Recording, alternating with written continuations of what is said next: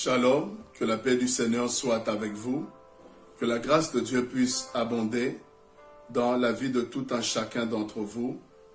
Je suis dans la joie de pouvoir faire cette vidéo, de pouvoir passer ce moment avec vous, frères et sœurs, dans le cadre, n'est-ce pas, de ce séminaire sur la jeunesse, où Dieu m'a fait l'honneur de pouvoir participer avec plusieurs éminents serviteurs de Dieu qui ont pu apporter, n'est-ce pas, leur contribution par rapport à ce grand thème qui a été donné, à savoir « Jeunesse, lève-toi ».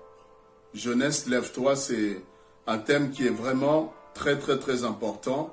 Et je rends grâce à Dieu pour la chaîne Divine Connexion avec l'évangéliste Prince Kouka, pour cette belle initiative de pouvoir associer les serviteurs de Dieu, associer les oins de l'Éternel et de pouvoir, n'est-ce pas, encourager la jeunesse, parler à la jeunesse. Et c'est vraiment une excellente chose. Et je rends grâce encore au Seigneur de pouvoir prendre part, n'est-ce pas, à ce moment. Je suis l'évangéliste Brice Ndongala. Je suis le visionnaire, le pasteur principal de l'église Sauvé pour sauver, situé ici même à Paris. Par la grâce de Dieu, nous sommes en train de travailler dans la vision que Dieu nous a confiée. Travailler selon la grâce, la mesure qu'il nous a donnée pour que son royaume puisse vraiment aller de l'avant et que les enfants de Dieu puissent être bénis. Voilà, frères et sœurs, nous travaillons dans plusieurs casquettes, écrivains tantôt, adorateur passionné de Jésus-Christ et prédicateur serviteur de Dieu, et ainsi que d'autres, selon la grâce du Seigneur. Alors, j'aimerais ce soir ou en ce jour, en cet instant, partager, frères et sœurs, quelque chose que Dieu m'a mis à cœur par rapport à ce grand thème qui a été donné, à savoir jeunesse, lève-toi. Gloire au Seigneur. Gloire à Dieu, je crois que quelqu'un sera béni, que quelqu'un sera édifié, encouragé. Restez branchés, restez connectés. Voilà, invitez des amis, invitez des personnes, invitez vraiment d'autres jeunes à pouvoir suivre, recevoir, écouter ce que Dieu veut nous donner à cet instant précis. Je remets tout entre les mains du Seigneur, je remets ces instants entre les mains de notre Dieu afin que le Saint-Esprit, qui est le meilleur enseignant, le meilleur conducteur, qu'il puisse encore nous faire du bien.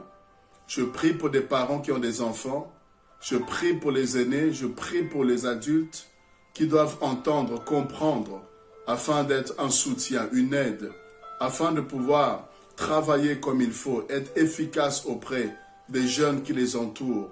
Et je prie aussi afin que Dieu puisse aider la jeunesse, aider les jeunes à pouvoir comprendre le rôle des adultes, comprendre, oui, leur mission, comprendre leur rôle, comprendre les enjeux qu'il y a autour de la jeunesse. Seigneur, je prie que le Saint-Esprit puisse nous faire du bien, nous assister, nous soutenir, pour la gloire de ton Saint-Nom, dans le nom puissant de Jésus-Christ. Amen. Que Dieu soit loué. Alors, comme vous pouvez le constater, vous pouvez le voir, je suis encore jeune par la grâce de Dieu, bien que nous sommes en train de pouvoir vieillir, bien que les années sont en train de pouvoir, n'est-ce pas, avancer, mais nous restons encore jeunes. Nous sommes encore jeunes, je suis encore jeune, et c'est une joie pour moi de pouvoir parler à la jeunesse quand il le faut. Dans la vision que Dieu m'a confiée, il y a un aspect, un volet qui est restauré, la véritable adoration, ça, pour tous ceux-là qui nous suivent à travers au pied du maître, vous le savez. Mais ici, par rapport à la jeunesse, il y a un onglet ou un aspect de la vision que Dieu m'a confié, qui est de préparer et de lever une jeunesse prophétique. Préparer, lever une jeunesse prophétique. Donc, il m'arrive très souvent de parler à la jeunesse. Il m'arrive, n'est-ce pas, de prier pour la jeunesse et d'avoir ce fardeau, d'avoir à cœur, n'est-ce pas, de pouvoir encourager, de parler aux jeunes comme je l'ai dit, parce que je suis serviteur de Dieu. Il est vrai qu'il y a plusieurs années que je suis donc dans les choses de Dieu, mais je suis et je reste encore un jeune qui a à cœur de pouvoir encourager également d'autres jeunes. Que Dieu soit glorifié.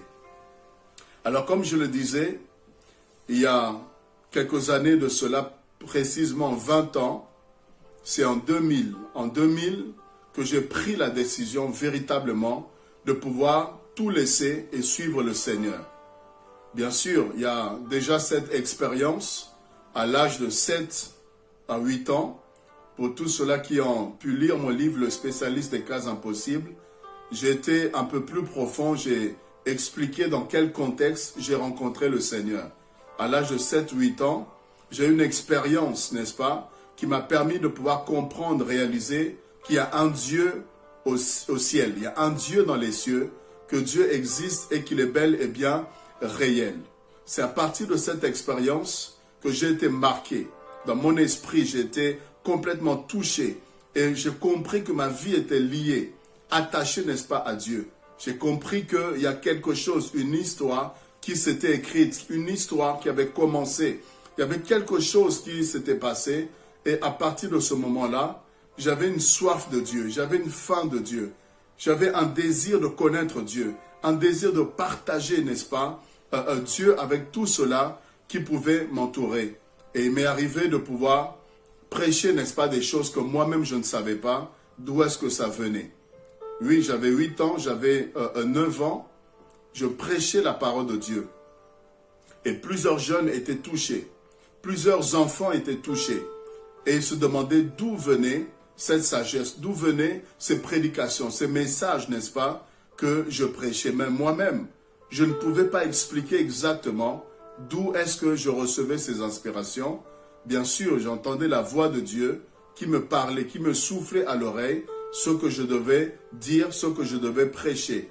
Et plusieurs personnes ont été interpellées, touchées, que ce soit des enfants et même des grandes personnes qui ont eu à pouvoir recevoir le Seigneur, accepter le Seigneur, parce qu'ils se sont dit que ça c'est le doigt de Dieu, ça c'est la main de Dieu. Si des enfants comme ça prennent de leur temps afin de pouvoir s'intéresser aux choses de Dieu, prier, partager la parole, c'est qu'il y a quelque chose de divin et il y a plusieurs grandes personnes qui ont commencé également à prier en nous voyant nous lever et voilà, s'intéresser à Dieu. Et bien sûr, j'ai grandi en ayant conscience que ma vie était attachée au Seigneur. Je n'ai pas grandi forcément comme tous les enfants. Dieu m'a épargné, m'a fait grâce de ne pas emprunter certaines voies, de ne pas faire certaines bêtises, de ne pas, n'est-ce pas, vivre certaines choses qui auraient pu faire que je puisse regretter au jour d'aujourd'hui. Donc Dieu m'a vraiment épargné, il m'a fait grâce. Il avait son regard sur moi, il avait un plan, n'est-ce pas, sur ma vie. Et Dieu a veillé à ce que je ne puisse pas, n'est-ce pas, peut-être commettre certaines erreurs qui auraient pu, n'est-ce pas, vraiment causer même du préjudice, qui auraient pu faire que, voilà, ça empiète aussi sur l'appel, sur la destinée. Et je rends grâce à Dieu pour cela. Et donc, depuis ce bas âge-là, j'ai grandi. Et en grandissant, je n'ai pas eu forcément des personnes qui m'ont encouragé, des personnes qui ont compris, décelé l'appel de Dieu, des personnes qui ont pu remarquer en fait qu'il y avait quelque chose de divin et pour pouvoir me prendre en charge, de pouvoir, n'est-ce pas, investir en moi, de sorte que je puisse vraiment grandir, je puisse croître véritablement dans les choses de Dieu et que je puisse servir le Seigneur assez rapidement. Et c'est comme ça que je me suis cherché dans la musique. Oui, j'ai fait du rap, j'ai fait de la musique. Et j'étais même en studio, j'étais dans un projet afin de pouvoir enregistrer, n'est-ce pas, un album. Et c'est pendant cette période, c'est pendant ce temps. Et bien sûr, avant, j'ai participé à plusieurs projets avec plusieurs artistes, plusieurs personnes qui étaient en train aussi d'émerger, qui étaient en train de se chercher.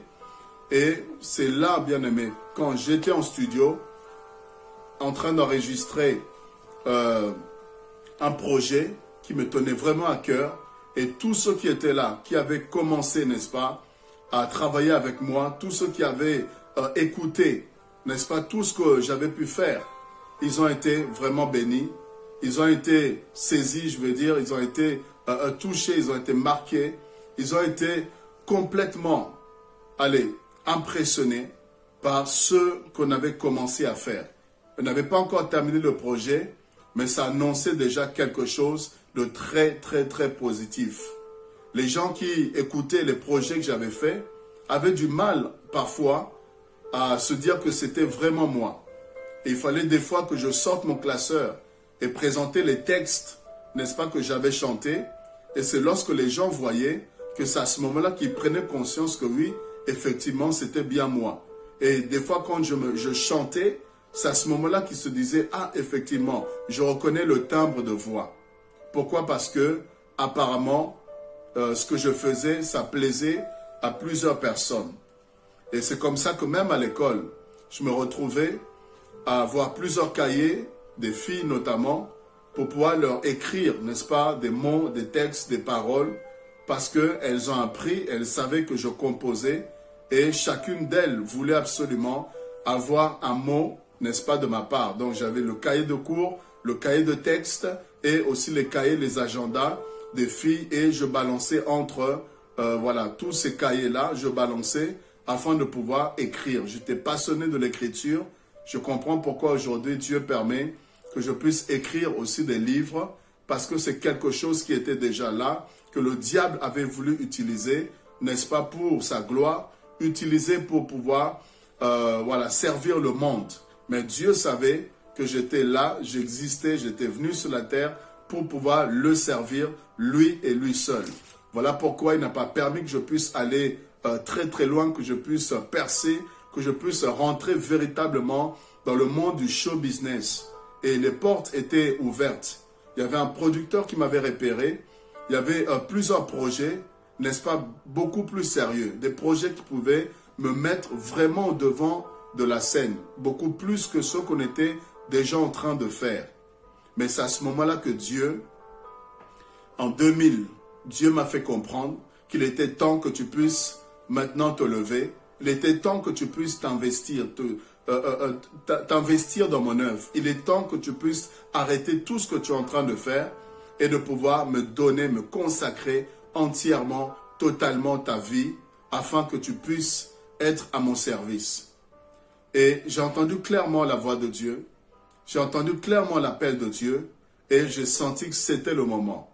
J'ai senti que Dieu m'avait laissé un temps où je me cherchais un peu parce que j'ai quitté l'Afrique et je suis venu en France en 94.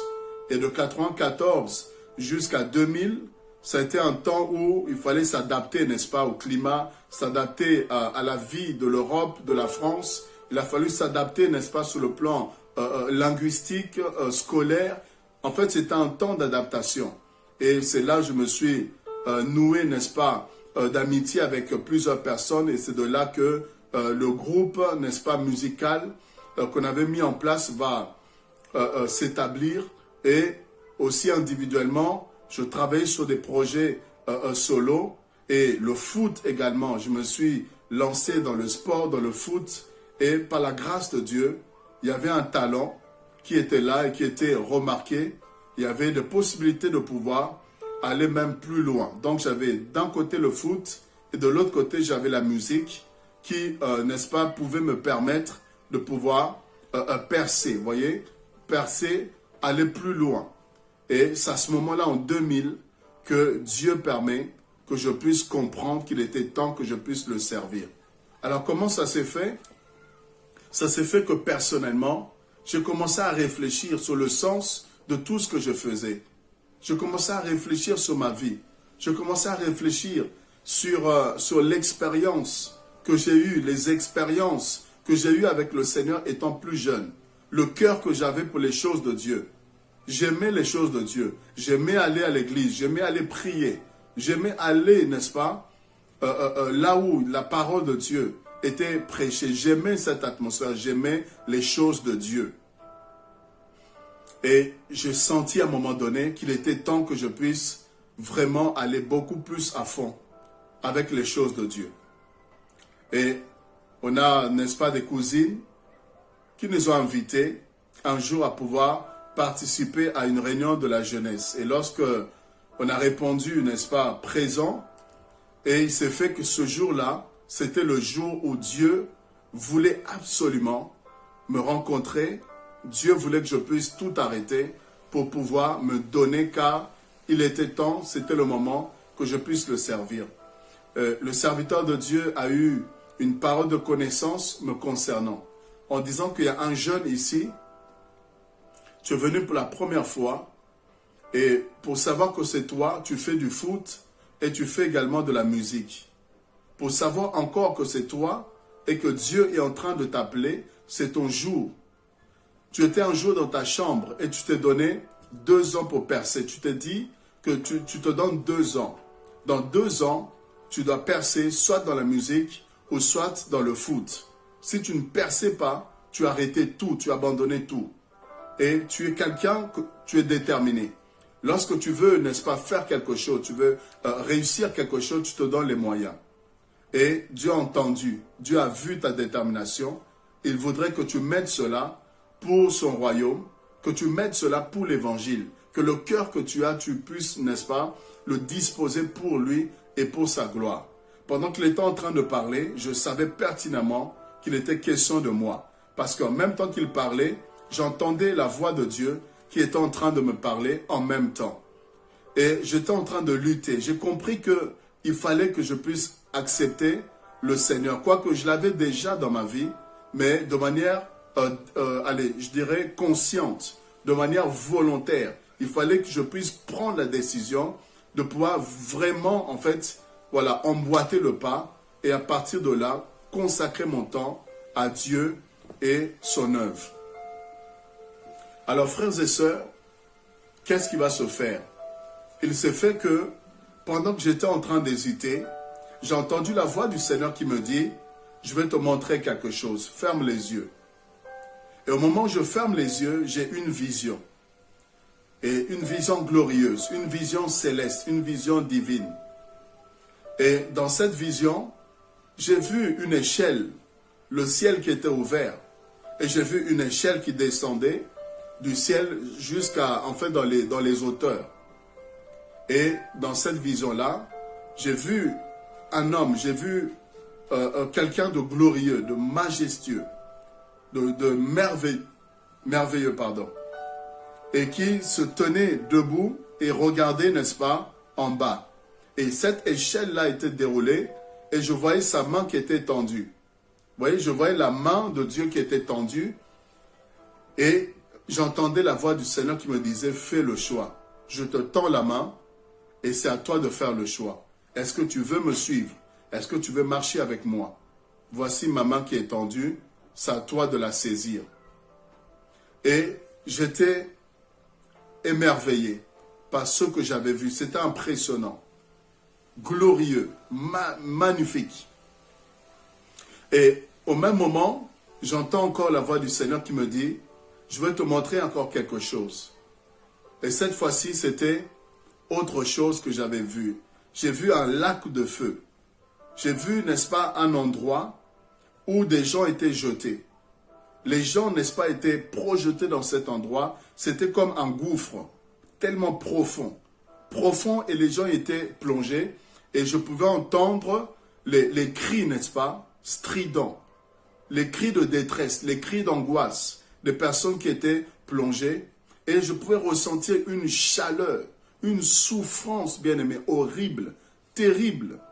Et j'ai entendu la voix du Seigneur qui me dit, tu as vu le ciel et tu as vu l'enfer. C'est à toi maintenant de faire le choix. Qu'est-ce que tu désires? Qu'est-ce que tu veux? Fais le choix et maintenant. Et le choix était clair, frères et sœurs. Avec tout ce que j'avais expérimenté, le choix était clair. Et c'est ainsi que j'ai pris la décision de pouvoir suivre le Seigneur. Le samedi même, parce que c'était un samedi, lors de cette réunion de la jeunesse, je n'avais pas eu le courage de me lever devant tout le monde. Et je suis rentré comme ça. Mais quand je suis rentré, Dieu ne m'a pas laissé tranquille. Il a continué à me parler. Dans ma chambre, il a continué à me parler. Continué à me parler. Et le dimanche, alors que j'avais match, alors que j'avais foot, mais j'ai compris que ma place n'était plus là-bas. j'ai compris que je devais être à l'église. Je vous assure, j'ai appelé mon entraîneur pour dire que je ne pouvais pas être là. Et je suis parti à l'église. Et dès que la prédication était finie, lorsque l'appel était lancé, j'ai couru pour accepter le Seigneur. Et frères et sœurs, j'ai accepté Christ dans ma vie. Là, c'était en 2000. Donc, il y a 20 ans de cela, de manière consciente, engagée, déterminée. Et après cela, il a fallu faire des choix. J'ai compris que le foot me prenait beaucoup de temps et je ne pouvais pas, en même temps, en fait, répondre à l'appel de Dieu, m'engager dans l'église et en même temps continuer avec le foot. Je ne dis pas qu'on ne peut pas le faire, mais je parle de moi, je parle de mon expérience. Pour moi, en tout cas, j'ai compris que Dieu voulait que je sois vraiment assidu, que Dieu voulait que je puisse consacrer du temps, n'est-ce pas, à l'église pour apprendre, pour recevoir, pour continuer à grandir, continuer à croître, parce que je savais qu'il y avait un appel de Dieu sur ma vie. Et c'est comme ça que j'ai arrêté le foot. Ça a été difficile, compliqué, mais j'ai arrêté. J'ai arrêté également la musique. Ça a été compliqué, difficile. Il y avait la pression de plusieurs personnes qui croyaient en moi. Plusieurs personnes qui se disaient que je ne pouvais pas gâcher, n'est-ce pas, les talents que j'avais. Mais je leur ai dit que je ne vais pas regretter. J'ai pris ma décision, c'est de suivre le Seigneur. Et je sais que c'est la meilleure des choses. Connaître Dieu, grandir, servir Dieu. Et frères et sœurs, ça fait 20 ans par la grâce du Seigneur que je suis là. Et je peux être baptisé, servir Dieu dans l'église où je me suis converti, donné au Seigneur, où j'ai pris l'engagement de suivre le Seigneur. Et j'ai servi par la grâce de Dieu plusieurs années. Très rapidement, on a pu me confier aussi des responsabilités, des charges. J'ai pu travailler à gauche et à droite dans les missions et aussi dans l'établissement de certaines églises, envoyées, n'est-ce pas, comme missionnaire. Et par la grâce de Dieu, jusqu'à aujourd'hui, où je suis maintenant dans le ministère que Dieu m'a confié, sauvé pour sauver, dont je suis un visionnaire. Et là, c'était en 2012 que j'ai reçu, n'est-ce pas, la vision. Et en 2013, on a commencé, n'est-ce pas, et dans cette vision. Et aujourd'hui, nous continuons à travailler, n'est-ce pas, pour la gloire de Dieu et par la grâce de Dieu. J'ai voulu commencer par vous partager, n'est-ce pas, mon expérience, vous partager quelque part mon parcours.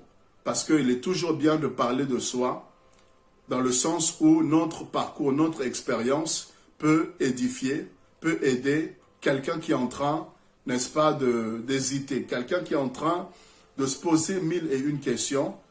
Peut-être que par notre témoignage, par ce qu'on a vécu, ce qu'on a expérimenté, ça peut édifier une personne. Et j'ai eu à cœur de partager, n'est-ce pas, ce témoignage avec vous. J'ai eu à cœur de pouvoir dire à une personne qu'on peut être jeune et répondre à l'appel de Dieu. On peut être jeune et se décider de servir le Seigneur. Alors, qu'est-ce que la jeunesse? Je vais parler maintenant de la jeunesse. Qu'est-ce que la jeunesse? La jeunesse est une étape très souvent caractérisée par la vigueur, d'accord? Par la force, la détermination, l'émancipation, l'indépendance, mais aussi par les prises de risques, les écarts de tout genre, ok? La violence, l'inconscience, l'irresponsabilité, l'immaturité ou encore l'insouciance. Voilà, frères et sœurs, plusieurs éléments qui caractérisent la jeunesse. Quand on parle des jeunes, très souvent on associe la jeunesse à tout ce que je viens d'énumérer. La violence, l'insouciance, l'inconscience, l'immaturité, l'irresponsabilité, les prises de risques, vous voyez. Les jeunes n'hésitent pas à prendre parfois des risques. Vous voyez des fois sur des motos sans casque, sur des vélos sans protection, et ils vont pouvoir faire des figures. Ils vont pouvoir, n'est-ce pas, prendre des fois des risques parce que on caractérise la jeunesse par cette inconscience, insouciance et prise de risque. Mais la force aussi, la vigueur, vous voyez, la détermination, l'émancipation, l'indépendance. Les jeunes attendent d'être majeurs. Je suis majeur, vacciné. Et parce qu'ils veulent s'émanciper. Ils veulent quitter, n'est-ce pas, le cocon familial ils veulent sortir quelque part d'un certain contrôle. Ils veulent sortir de ce qu'ils pensent être en fait une prison parfois, parce qu'ils veulent s'émanciper. Ils veulent, n'est-ce pas, connaître, goûter à la liberté. Et c'est comme des poules, n'est-ce pas, qui veulent sortir de leur cage. Et il y en a qui sont tellement pressés, tellement précoces, parce qu'ils veulent juste aller s'évader et découvrir la vie. Alors qu'on a tout le temps de découvrir la vie, frères et sœurs. Bien sûr, si Dieu nous garde, si Dieu nous prête longue vie. Alors, ça, c'est un peu comme ça qu'on caractérise la jeunesse. Mais ici, j'aimerais dire que ce n'est pas forcément le cas. Ceci ne s'applique pas forcément à tous les jeunes. Non, ça ne s'applique pas à tous les jeunes, non. Vous voyez, parce qu'il y a des jeunes qui ont la tête sur les épaules. Il y a des jeunes qui ont les pieds sur terre. Il y a des jeunes qui aspirent confiance. Il y a des jeunes qui sont équilibrés. Il y a des jeunes qui se donnent le moyen de réussir. Il y a des jeunes qui font la part des choses et qui sont responsables, qui sont matures, qui sont quelque part des personnes sur qui on peut compter. Donc il y a des jeunes qui sont moins sérieux, mais il y a des jeunes aussi qui font preuve vraiment de sérieux. Ok? Donc ce n'est pas forcément quelque chose qui s'applique à tout le monde et j'aimerais qu'on puisse s'accorder, n'est-ce pas, sur cela. Ok? Alors, il y a aussi des nostalgiques. Il y a des nostalgiques. Qu'est-ce que j'appelle par les nostalgiques? Vous savez, des personnes qui établissent la guerre, des conflits générationnels. Des conflits ou la guerre de génération. Il y a des gens qui établissent et nourrissent cela. La guerre de génération. Et ils pensent, ces personnes-là, que leur époque, vous voyez, ils pensent toujours que leur époque, quand ils étaient jeunes, tout était absolument mieux. D'accord? Voilà les nostalgiques.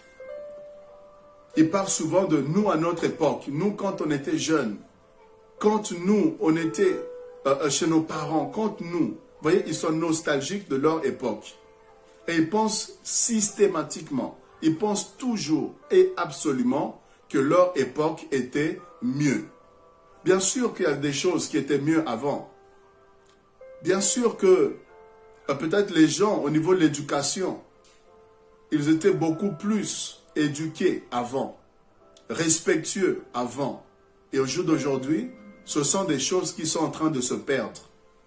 Le respect devient quelque chose, une denrée rare. Il n'y a plus forcément le respect des aînés, il n'y a plus forcément le respect des adultes. Ce sont des choses, frères et sœurs, c'est vrai peut-être qu'avant, c'était mieux. Mais il ne faut pas dire que absolument, il ne faut pas penser que absolument tout ce qui est ancien est forcément mieux. Non. Non. Ça, c'est être nostalgique. Et qu'est-ce que ça fait? Ben, on rejette du coup tout en bloc. On rejette tout en bloc, c'est-à-dire les tendances, les mouvances, le mode de fonctionnement actuel des jeunes. Ok? On va tout rejeter. On va tout, n'est-ce pas, renier en bloc. On va tout, n'est-ce pas, juger. En fait, ne pas être bon, ne pas être mieux, en fait, qu'avant. Tout, ça veut dire tout ce qui est actuel, tout ce qui est mouvance, tendance, tout ce qui est, n'est-ce pas, façon de fonctionner des jeunes. Et on va naturellement, obligatoirement stigmatiser cela, condamner cela, juger cela de manière négative. Non, il y a aussi des bonnes choses à encourager. Il y a des choses qui sont mieux peut-être qu'avant. Il y a des choses aussi, avant c'était mieux. Donc, il n'y a pas en fait de conflit, il n'y a pas de guerre. Dans chaque génération, il y a des bonnes choses, il y a des mauvaises choses. Il y a des choses positives, il y a des choses qui sont aussi négatives. Donc, il faut être juste en accord avec cela. Et ainsi, ça va éviter en fait des conflits, des guerres de génération. On pense que nous, c'était mieux. On pense que forcément, ce que nous, on faisait, c'était mieux. La façon dont nous on vivait, c'était mieux que maintenant. Et qu'est-ce qui va se faire? Il se fait que le dialogue est crispé. Quand on pense, on réfléchit comme ça, le dialogue est crispé et les jeunes pensent que les adultes, les parents, les tuteurs, les éducateurs ne les comprennent pas. Vous voyez, les jeunes ont souvent ce problème, cette impression de ne pas être compris par les adultes. Ah, ma daronne ne me comprend pas. Ah, mon daron ne me comprend pas. Ah, les grandes personnes ne me comprennent pas. Vous voyez, les jeunes ont souvent ce ressenti que les grands ne les écoutent pas, ne comprennent pas leurs problèmes de jeunes. D'accord?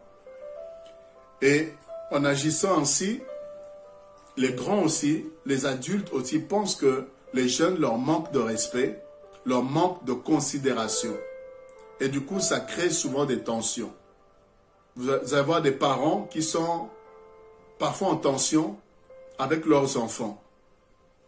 Les hommes sont en conflit avec des fois leurs jeunes fils, ok?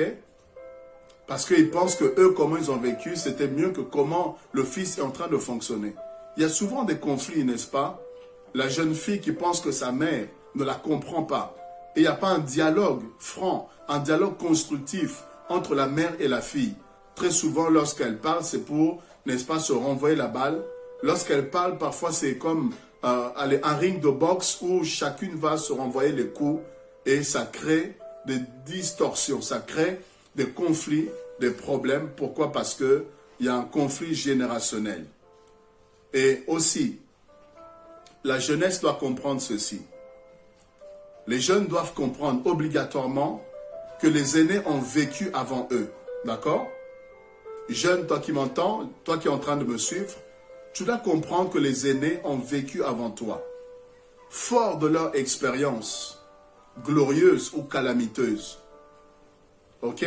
Ça ne veut pas dire qu'on a forcément tout réussi, que les adultes ont tout réussi, non. Leur expérience peut être glorieuse, tout comme elle peut être calamiteuse. D'accord? Mais on n'apprend pas seulement des réussites, on apprend aussi des échecs. On n'apprend pas seulement des exemples, des modèles. On apprend aussi des personnes qui ont été des contre-modèles, des personnes qui ont échoué. On apprend aussi de leurs erreurs pour nous éviter de reproduire exactement les mêmes choses. Donc ne soyez pas là à dire, non mais maman toi-même, tu m'as eu quand tu étais jeune fille.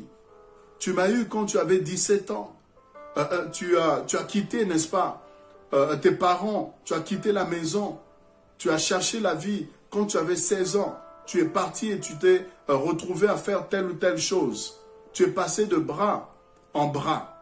Non, ce n'est pas forcément que parce que ta maman, par exemple, a eu à pouvoir commettre des erreurs de la jeunesse, que tu dois, en fait, toi, t'appuyer sur ça pour vouloir reproduire les mêmes choses. Non, ce n'est pas pour autant que tu dois la rejeter lorsqu'elle te conseille, lorsqu'elle te tire les oreilles, lorsqu'elle te fait asseoir pour dire, ma fille, tu es jeune, fais attention. Tu dis, ah non, toi-même tu as fait, toi-même tu es allé en boîte de nuit, toi-même tu as eu à connaître telle ou telle chose. Qu'est-ce que tu as à me dire? Qu'est-ce que tu as à m'enseigner? Non, si elle te parle, c'est parce qu'elle a appris de ses erreurs et elle veut t'éviter, n'est-ce pas, que tu puisses te retrouver peut-être à être blessé, te retrouver à être abusé, manipulé par des fois des garçons, par des hommes. Et c'est pourquoi elle veut te protéger. Alléluia. Elle veut te protéger. Et les jeunes doivent apprendre. Apprendre, n'est-ce pas, et s'enrichir des précieux conseils pour éviter certaines erreurs et gagner du temps dans la vie. Les jeunes, vous m'entendez? Il faut apprendre, il faut s'enrichir des précieux conseils que les aînés ont à vous apporter. Les grandes personnes, les adultes ne sont pas là, ou les parents ne sont pas là pour vous brimer, ne sont pas là pour vous écraser, ne sont pas là pour vous étouffer, ne sont pas là pour vous empêcher, n'est-ce pas, de faire les choses. Mais ils sont là pour vous éviter les erreurs, ils sont là pour vous éviter de faire des choses qui peuvent nuire à votre avenir, à votre destinée. Des choses qui peuvent nuire, n'est-ce pas, à votre lendemain. C'est juste ça. Mais il y a des gens qui veulent apprendre de leurs propres expériences. Il y a des jeunes qui veulent, n'est-ce pas, des fois se brûler, qui veulent, n'est-ce pas, parfois subir certaines choses pour finalement apprendre d'eux-mêmes. Non, si quelqu'un a déjà expérimenté quelque chose et les conséquences ont été néfastes, tu n'as pas besoin, toi, d'expérimenter encore. Base-toi simplement sur les conseils de cette personne. Et ainsi, tu vas pouvoir gagner du temps dans la vie. Tu peux gagner du temps dans la vie. Gagne du temps dans la vie. La vie est courte. Le peu de temps que Dieu nous a accordé, on doit, frères et sœurs, être sages. On doit être sage pour éviter les erreurs, certaines erreurs de la vie. Combien de jeunes, n'est-ce pas, se retrouvent dans des choses et finalement ça a des conséquences plus tard, des conséquences négatives, des conséquences, n'est-ce pas, par rapport à l'heure à venir, des conséquences négatives par rapport, n'est-ce pas, aux projets qu'ils peuvent avoir plus tard. Parce que les erreurs de la jeunesse, ça peut nous rattraper, bien aimé, à un moment donné. Je connais des jeunes filles qui se sont retrouvées avec 2 enfants, 3 enfants, alors qu'elles étaient encore jeunes, alors qu'elles avaient encore les études à faire. Mais elles se retrouvent avec des enfants, n'est-ce pas, dans les bras, et des pères différents. Des pères différents. Et ces hommes-là continuent leur vie. Ces hommes-là continuent, n'est-ce pas, à pouvoir aimer d'autres, avoir des relations avec d'autres personnes. Mais souvent, ce sont les filles qui se retrouvent avec les enfants à devoir être mère, père en même temps et de pouvoir travailler, d'avoir des projets, des études et c'est compliqué. C'est compliqué. Il faut vraiment tirer des leçons, des conseils, des expériences des aînés qui sont là pour pouvoir vous aider, vous indiquer le bon chemin, la bonne direction comme des boussoles. Amen. Amen. Alors, écoutez ceci. Les jeunes, en Chronique 28, le verset 9. En Chronique, le verset 28, le chapitre 28, pardon, verset 9, la Bible est en train de nous dire quelque chose de très important. David, qui était un père, il parlait à son fils Salomon et il le conseille. Il dit, toi Salomon, mon fils, alléluia. Il dit, toi Salomon, mon fils, connais le Dieu de ton père. Il dit, serre-le d'un cœur dévoué et d'une âme bien disposée, car l'Éternel sonde les cœurs et pénètre tous les desseins et toutes les pensées. C'est David qui conseille à son fils de craindre Dieu. Et il le parle en tant que père. Pourquoi? Parce que David connaissait Dieu et il avait le souci que son fils puisse également connaître Dieu et le servir.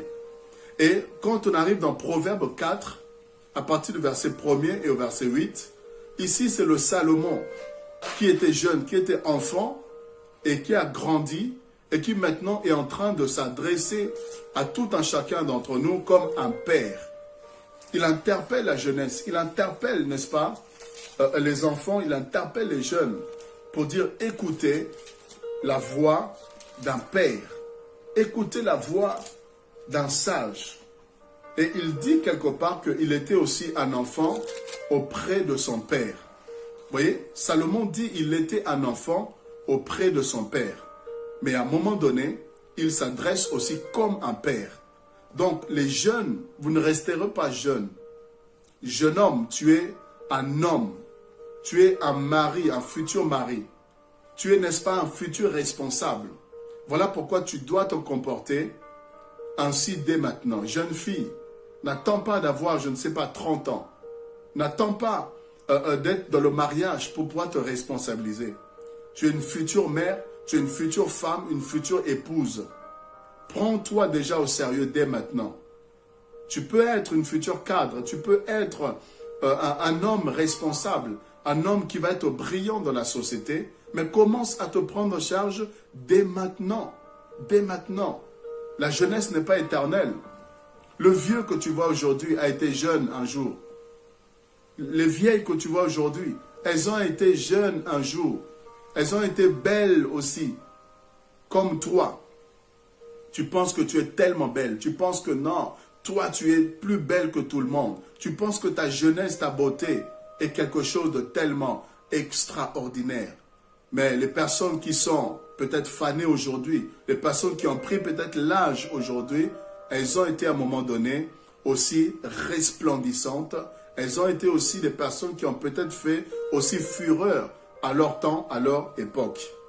Alors les jeunes, vous devez ne pas oublier que tout ce que vous faites aujourd'hui, les décisions que vous prenez maintenant, les choix que vous faites maintenant, d'accord?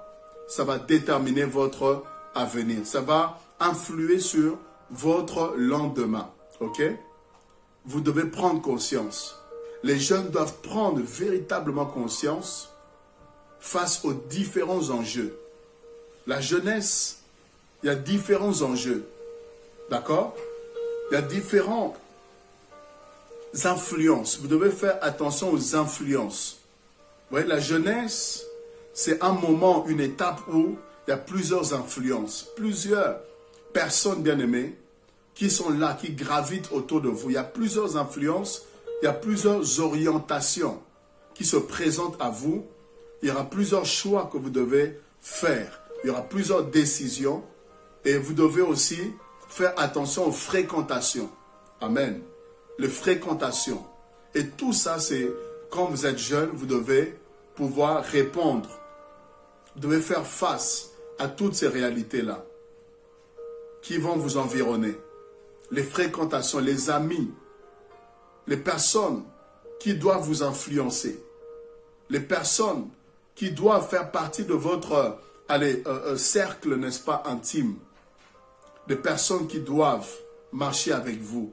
Parce qu'il y a la loi, n'est-ce pas, de l'influence. Si tu traînes avec les voleurs, tu finiras par être un voleur. Si tu traînes avec des bandits, tu finiras par devenir un bandit. C'est la loi de l'influence. Dis-moi qui tu fréquentes, je te dirai qui tu es. Ok? Donc vous devez faire des choix par rapport aux études, faire des choix par rapport à la manière dont vous voulez mener votre vie, conduire votre vie. Vous devez faire des choix, prendre des décisions, des orientations. Et c'est tout ça qui fera que demain, vous serez ceci, vous serez cela. Vous réussirez votre vie ou vous allez échouer votre vie. C'est maintenant que les choses se décident. Ne dites pas que non, je suis encore jeune. Non. Ça, c'est quand on a 10 ans. Ça, c'est quand on a 5 ans, 6 ans, 7 ans. Mais à un moment donné, à 14 ans, 13 ans, tu commences déjà à être quelqu'un qui est placé sous la voie des choses sérieuses. Parce qu'il faut déjà savoir qu'est-ce que tu veux devenir plus tard. Il y a une orientation qu'il faut déjà prendre par rapport aux études, la scolarité. Et tu dois commencer à être responsable. Tu dois commencer à faire des choix. Alors n'attends pas, n'attends pas. Tu as déjà 16 ans, 17 ans, 18 ans. Tu es déjà en âge de pouvoir savoir ce qui est bien, ce qui est mal. Et de faire les choix qui vont pouvoir influencer positivement ta vie et faire que tu sois heureux demain, faire que tu sois une personne qui va jouir, n'est-ce pas, du bonheur. Alléluia. Proverbe 20, le verset 11, nous dit que l'enfant laisse déjà voir par ses actions s'il sera droite ou il sera pur. Ok? Ce n'est pas les actions que l'enfant laisse déjà voir. Les actes que tu poses aujourd'hui, ça laisse déjà voir qui est-ce que tu seras demain. Tu n'aimes pas les études. Tu n'aimes pas les études, tu n'aimes pas les conseils, tu n'aimes pas écouter. Mais qu'est-ce que tu seras demain? Vous voyez, les actions que tu poses là, ça aura des répercussions demain. Ok?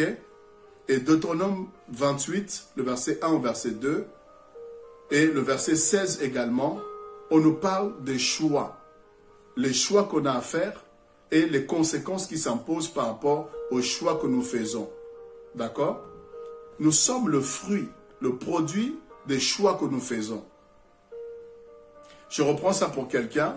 Tu es le fruit, tu es, n'est-ce pas, le produit des choix que tu fais. Tu ne seras pas ingénieur par hasard. Tu ne seras pas, je ne sais pas, marié par hasard, non. Les choix que tu fais aujourd'hui peuvent demain, n'est-ce pas, garantir une certaine réussite.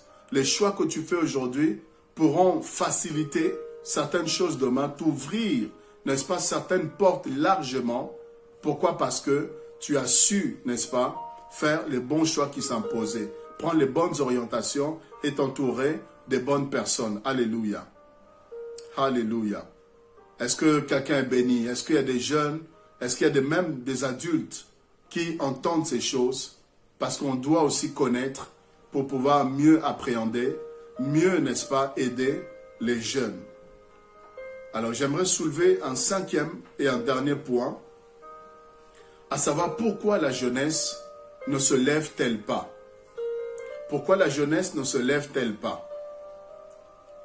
Ça, c'est ma part de contribution à ce grand thème. Je sais qu'il y a plusieurs hommes de Dieu, plusieurs serviteurs de Dieu qui ont parlé peut-être d'une certaine manière et il est important que chacun puisse déverser ce que Dieu met dans son cœur. Moi, j'aimerais ici parler pourquoi la jeunesse ne se lève-t-elle pas?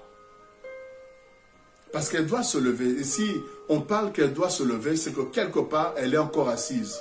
C'est que quelque part, il y a des gens qui devraient être en train de travailler, en train de pouvoir faire certaines choses, mais ils ne le font pas. Ils sont assis et nous sommes en train de leur dire, levez-vous jeunes, levez-vous la jeunesse et soyez en action, soyez en mouvement, soyez en train de faire ce pourquoi vous êtes destinés.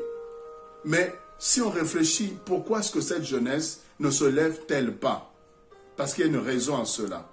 Alors, j'ai relevé quelques raisons que j'aimerais vous énumérer. Pourquoi la jeunesse ne se lève-t-elle pas? Premièrement, lorsque on ne la valorise pas, lorsqu'on ne la valorise pas, ok? Lorsqu'on ne s'implique pas, lorsqu'on ne s'investit pas en elle, et on ne l'implique pas, on ne l'encourage pas, ben la jeunesse ne se lève pas. Vous voyez, les jeunes ne se lèvent pas. Les jeunes ne seront pas actifs là où on ne les valorise pas. Ok? Là où on ne les implique pas.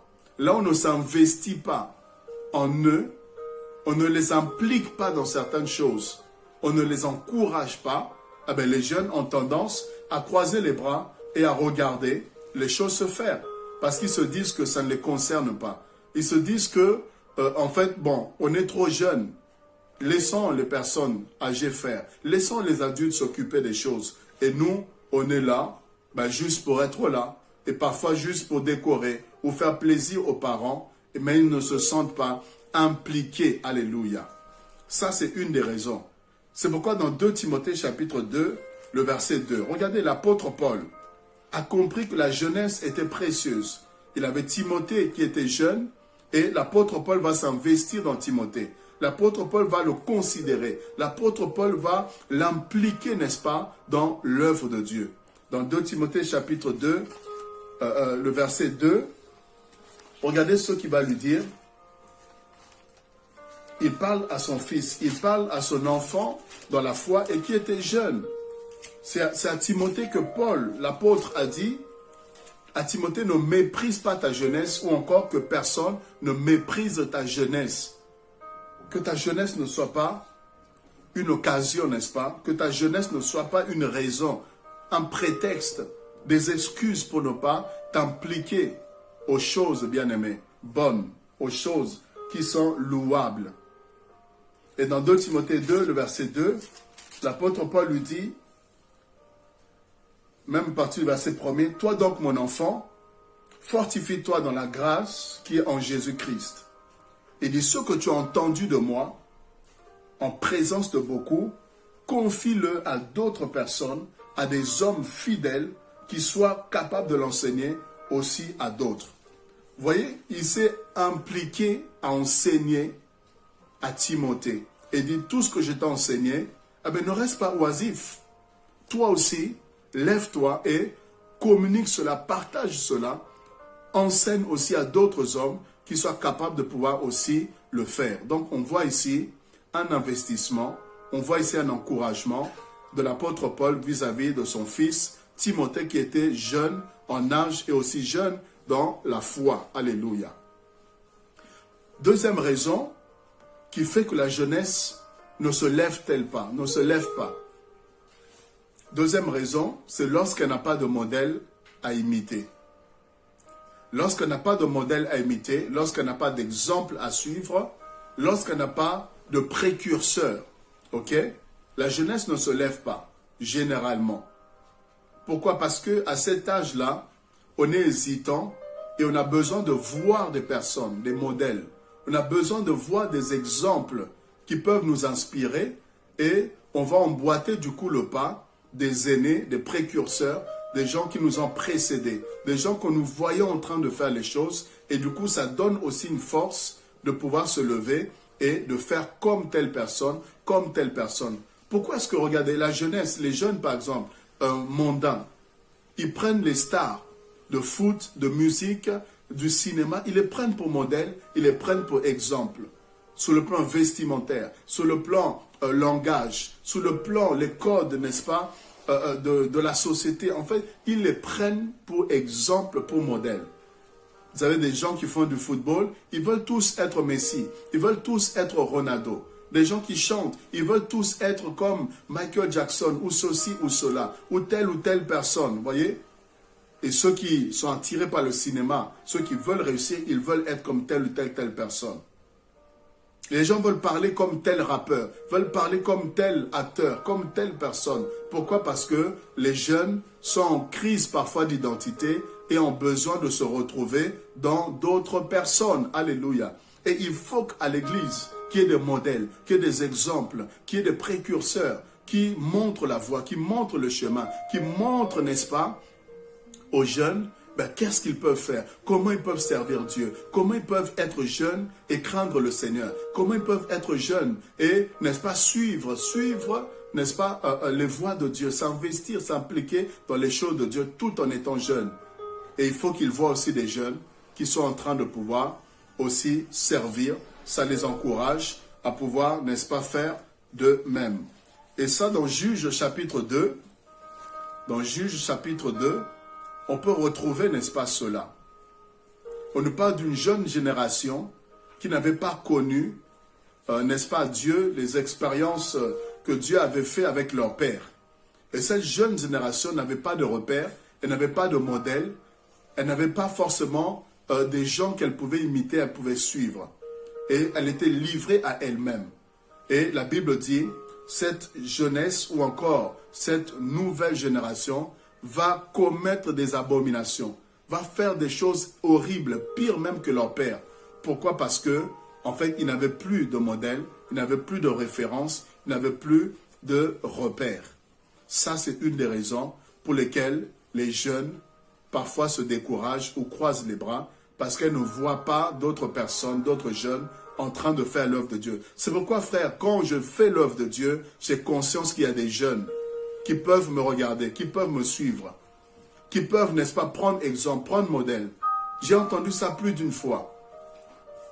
Que ce soit des jeunes qui me disaient, non, on bénit le Seigneur, de voir que toutes ces années, on t'a vu petit, on t'a vu plus jeune encore, et de voir que tu es en train de grandir, tu grandis, et tu continues à pouvoir servir Dieu. Tu continues à faire l'œuvre de Dieu avec sérieux, avec détermination, avec persévérance. Et on te voit, n'est-ce pas, avancer tranquillement avec ton Seigneur. Et tu as été un modèle pour nous. Et tu continues à l'être pour nous. Il y a plusieurs jeunes qui nous témoignent de cela. Et nous bénissons Dieu. Et j'ai conscience que quelqu'un peut me regarder et dire que non, lui aussi les jeunes, mais il fait l'œuvre de Dieu. Il a un témoignage qui glorifie le Seigneur. Il n'y a pas de scandale autour de sa personne, de son ministère. Il n'y a pas de scandale attaché, n'est-ce pas, à sa vie. Voici un modèle. Et il prêche la parole. Il prêche Christ. Il est passionné de Dieu. Oui. Et il y a des jeunes pour qui, n'est-ce pas, nous sommes source d'encouragement. Il y a des jeunes qui, qui viennent après nous. Il y a des personnes qui viennent après nous, qui nous ont vus servir. Il y a des personnes qui N'est-ce pas, quand nous on s'est convertis, quand nous on s'est donné aux choses de Dieu, on a commencé à servir le Seigneur. Il y a des gens qui n'étaient pas encore, qui étaient encore dans le monde, même d'autres qui n'étaient pas encore nés. Mais quand ils nous voient, continuer à avancer, être dans le mariage, être stable dans le couple, servir Dieu avec la femme, servir Dieu avec les enfants que Dieu nous a donnés, eh bien, je peux vous assurer que ça encourage plusieurs personnes. Donc, il faut qu'il y ait des modèles, des exemples pour que les jeunes puissent aussi imiter et être encouragés. Voici encore une autre raison, c'est que la jeunesse ou encore les jeunes n'ont pas toujours conscience du talent qu'ils ont, du potentiel, des capacités ou encore le rôle majeur qu'ils peuvent jouer. Ok? Les jeunes n'ont pas toujours conscience du talent, capacité, rôle majeur qu'ils peuvent jouer. Voilà pourquoi ils se négligent.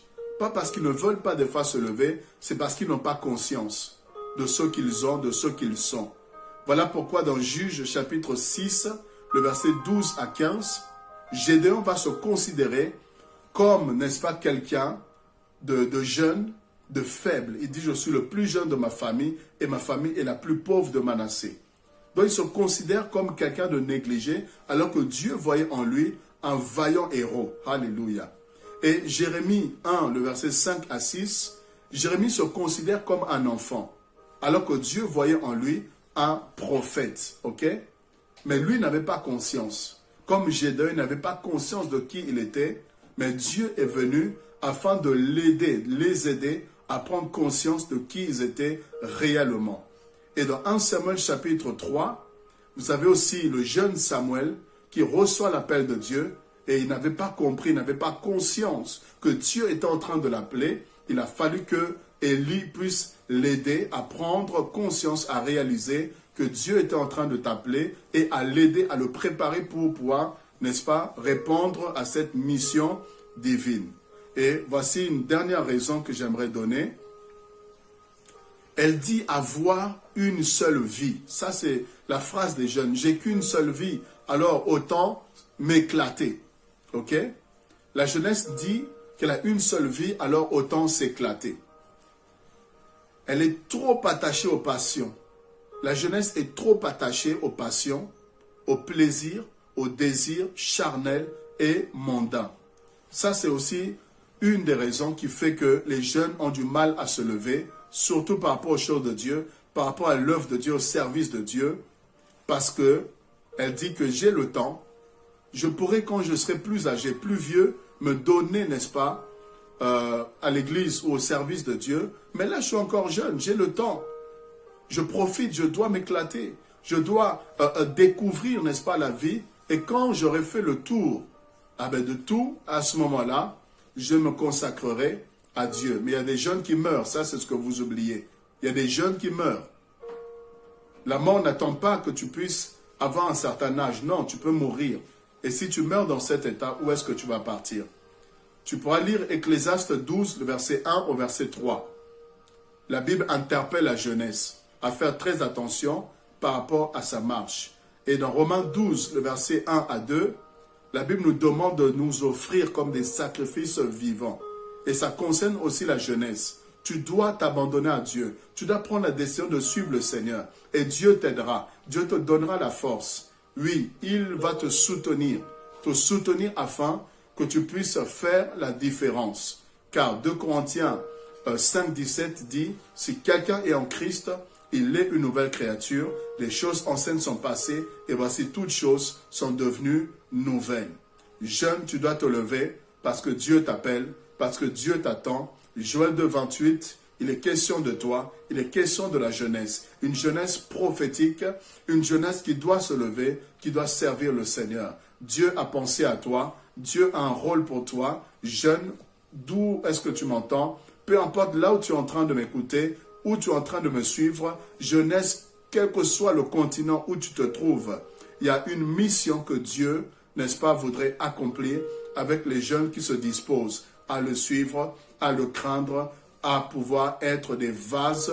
Et Dieu ne manquera pas de déverser sa gloire et ces jeunes vont faire la différence. Que Dieu vous bénisse abondamment, bénisse encore la chaîne Divine Connexion qui nous permet de pouvoir, n'est-ce pas, partager cette parole avec vous. Et je salue l'homme de Dieu, le serviteur de Dieu, l'évangéliste Prince Kouka, qui est à l'initiative, n'est-ce pas, de ce séminaire. Et je bénis aussi la vie de tous les intervenants, les serviteurs de Dieu, qui ont pu apporter, n'est-ce pas, quelque chose pour vous édifier. Et j'espère que ma partition a été aussi d'une bénédiction pour vous et que le Seigneur puisse continuer à vous faire du bien. Levez-vous, levez-vous, levez-vous et ensemble, bâtissons l'œuvre de Dieu. C'était votre serviteur, l'évangéliste Brice Ndongala, le pasteur principal de l'église Sauvé pour Sauver. Je vous invite sur notre chaîne YouTube SPS 7 TV pour être édifié, pour être encouragé. Que Dieu soit loué et je vous dis à très bientôt. Soyez bénis.